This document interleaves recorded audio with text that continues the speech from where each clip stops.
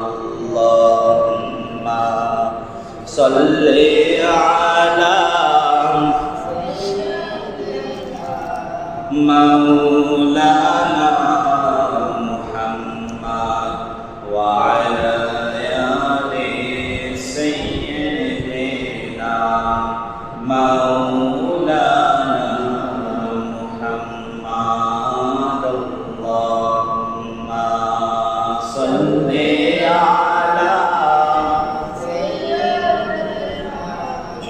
مولانا محمد وعلى آل سيدنا مولانا محمد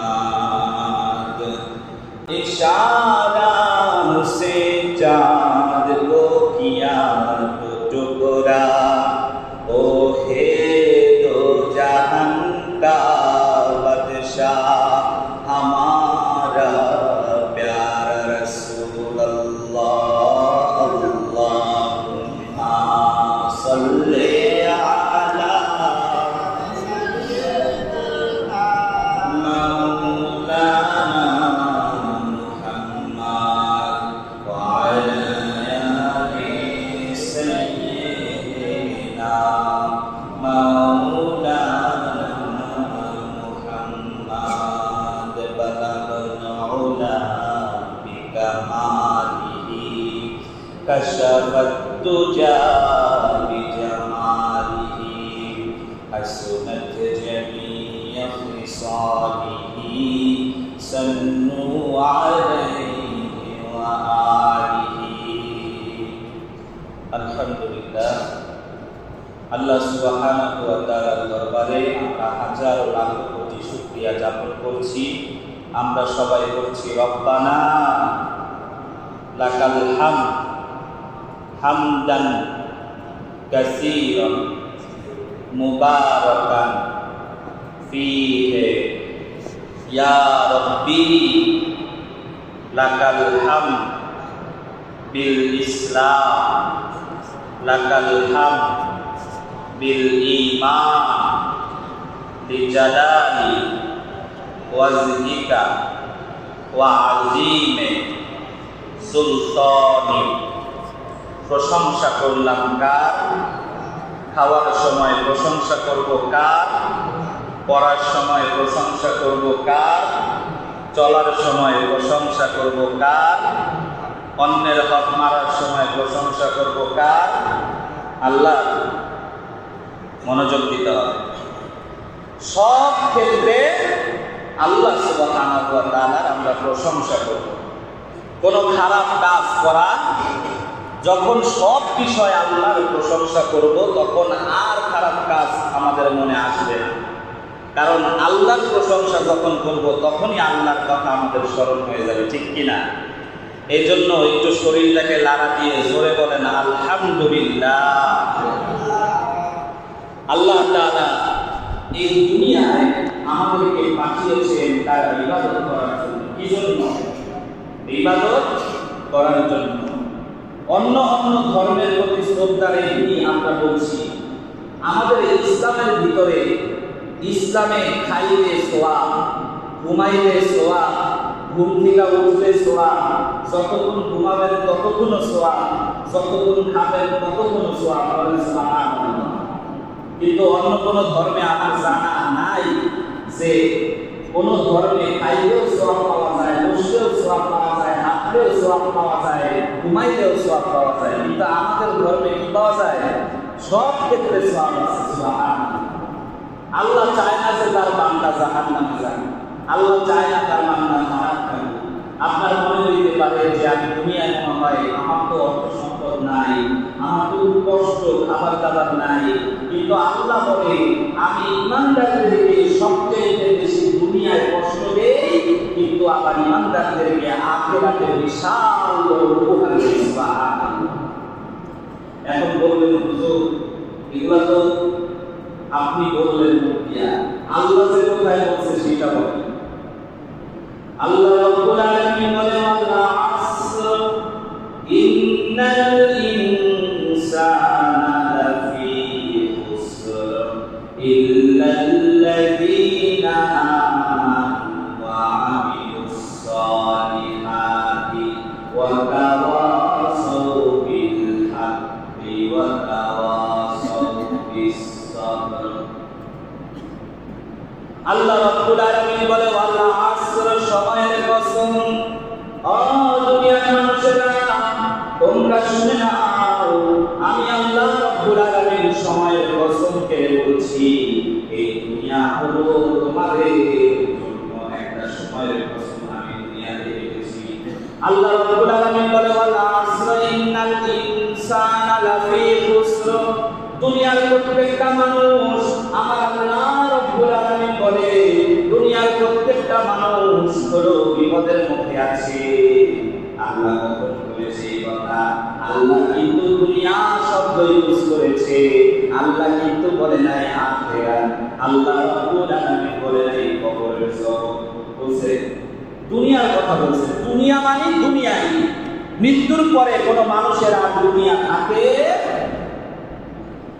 আল্লাহ রাসূল সাল্লাল্লাহু আলাইহি ওয়াসাল্লাম বলেছে দুনিয়ায় 5টা আলম রয়েছে। প্রত্যেকটা মানুষকে তৈরি করার পরে আমার আল্লাহ রাব্বুল আলামিন 5টা আলম বানাইছে। এক নাম্বার আলমের নাম হচ্ছে আলমের রূহ। আলমের নাম কি? আলমের রূহ, রূহের জগৎ। এই রূহের জগতে আল্লাহ কখন দেয়? যখন মানুষকে আল্লাহ সর্বপ্রথম বানাইছিল, সেই সময় আল্লাহ বলে আলমের রূহে আমি সেই বান্দাদেরকে দিয়েছিলাম। এরপর আল্লাহ রাব্বুল আলামিন বলে আলমের রূহ, তারপর হলো আলমের দুনিয়া, আলমের বুতুন। আল্লাহ বলে আলমের রূহের পর থেকে আমি আল্লাহ তাআলা আলমের বুতুনে দিলাম, মানে মায়ের পেটের জগতে। মায়ের পেটের জগতে আমরা সবাই জীবিত ছিলাম নাকি মৃত ছিলাম? মৃত ছিলাম। আমরা কি কেউ মৃত ছিলাম নাকি? মায়ের পেটের জগতে সবাই জীবিত ছিল। যারা মৃত হয় তারা আর দুনিয়ায় আসতে পারে? কথা বলুন আমার সাথে, আসতে পারে? আসতে পারে। আলমের বুতুন, মায়ের পেটের জগৎ।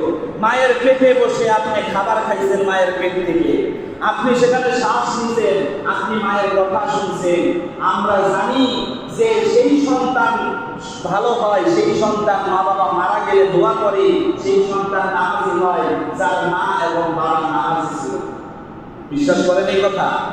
যার বাবা মা নামাজি ছিল, ইসলামিক ছিল, ইসলামিক কথাবার্তা তারা মানত, ইসলামের প্রতি আলাদা শ্রদ্ধা থাকতো, ইসলামের সব আইন মানার জন্য তারা প্রস্তুত থাকতো, সেই মা বাবার সন্তানই হয় আবার ইসলামিক হয়। আর যার মা বাবা কাঠুমাডুম ঢোল বাজায়, যার মা বাবা গান বাজনা করে পেটে রেখে সন্তানকে, সেই মা বাবার সন্তানও বড় হলে আবার কাঠুমাডুম বাজায় কখন? মারা যাওয়ার পরে। কথা সত্য নাকি?